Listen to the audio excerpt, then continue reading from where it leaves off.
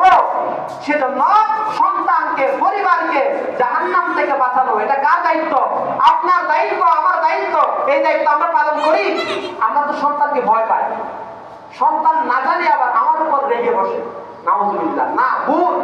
আপনি সন্তানকে ছেড়ে দিচ্ছেন, কতটুকু ছেড়ে দিতে পারবেন?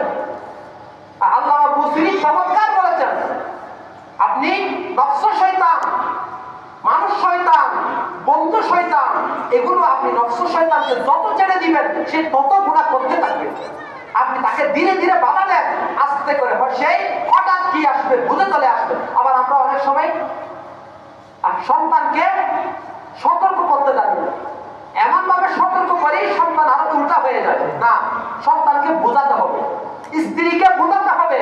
বিশ্বনবী মুহাম্মদুর রাসূল সাল্লাল্লাহু আলাইহি ওয়াসাল্লাম ইরশাদ করেন, আপনার স্ত্রী আল্লাহ তাআলা আপনার ডান পাদরের হাত থেকে বানিয়েছে। আপনি আপনার স্ত্রীকে বোঝাতে হবে, সুন্দর করে বুঝিয়ে বুঝিয়ে বলতে হবে। আপনি যদি রাগের মাথায় যদি আপনার স্ত্রীকে যদি ঠিক করতে চান, তাহলে ওই হাত ভেঙে যাবে, কখনো সোজা হবে না। সেজন্য সন্তানকে বোঝানো, স্ত্রীকে বোঝানো, এটা আপনার দায়িত্ব। আপনি হলেন ঘরের কর্তা, আল্লাহ তাআলা আপনাকে ঘরের জিম্মাদার বানিয়েছে, আল্লাহ তাআলা আপনাকে ঘরের দায়িত্ব দিয়েছে। আপনার পরিবারের যত সদস্য আছে প্রত্যেক জনের ব্যাপারে আল্লাহ তাআলা আপনাকে জিজ্ঞাসা করবে। আকুল্লুন মাসউলুন আন রাইয়াতিহি, আপনি ঘরের কর্তা, আপনার ঘরের প্রত্যেক সদস্যের ব্যাপারে আপনাকে জিজ্ঞাসা করবে।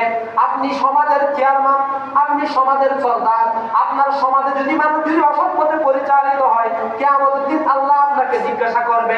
আপনি এলাকার চেয়ারম্যান, আপনার দায়িত্ব প্রত্যেক ঘরে ঘরে মানুষ সমাজ সুন্দরভাবে চলা, সামাজিক ভাবে চলা। আপনি যদি চেয়ারম্যান হয়ে যদি এই দায়িত্ব যদি আপনি পালন না করেন, কিয়ামতের দিন আল্লাহ তাআলা আপনাকে জিজ্ঞাসা করবে। সুবহানাল্লাহ।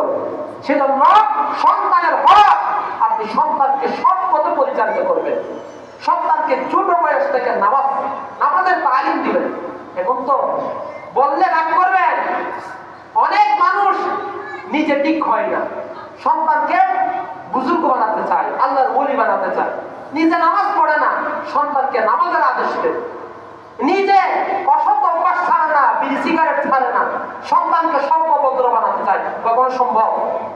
কখনো সম্ভব না। আপনার সন্তানের জন্য পৃথিবীর সর্বশ্রেষ্ঠ পুরুষ হলেন